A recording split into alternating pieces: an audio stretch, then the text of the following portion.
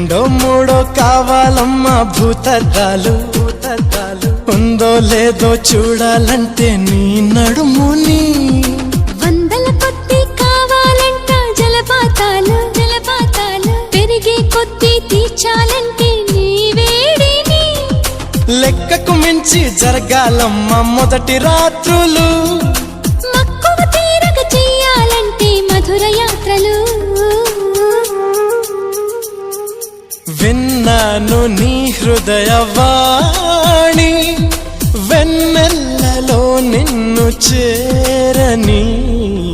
మన్మధుడే బ్రహ్మను పూని సృష్టించాడేమో గాని 60 కేజీల దుడుకుతనాన్ని అలుపన్నది ఎరుగని రవితేజాన్ని